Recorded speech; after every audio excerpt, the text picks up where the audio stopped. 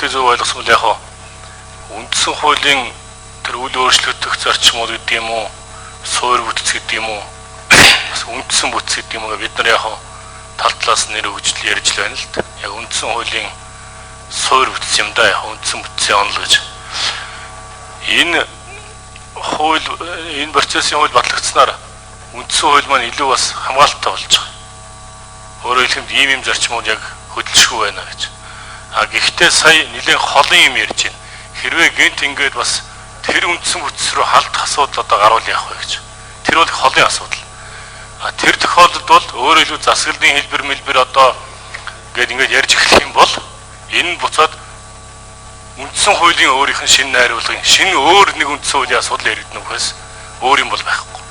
Тэрэндээ өөрөх арга зам нь энэ хуулиараа одоо ард нийтийн санал асуулга гэдэг юм ийм байдал. Ийм л процессууд явах юм.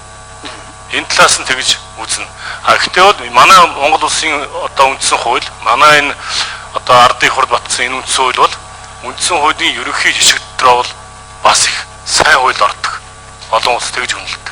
Тэгэхээр бол энэ бас загварч болж байгаа үндсэн хууль. Тий. За үндсэн хуульгүй орон гэвэл яг зүгээр ганц улсыг хэлдэг л дээ, Англи улсыг хэлдэг. Үндсэн хуульгүй орно гэж. Гэхдээ үндсэн хуулийн тэр бус асуудлуудаа тэр органик хууль буюу үндсэн хуулийнхаа эрх зүйгээр гайхамшигтай сайхан зохицуулж явдаг. Ийм л учиртай.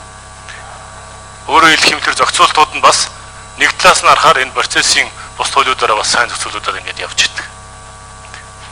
Ийм зүйл байна. За зөв.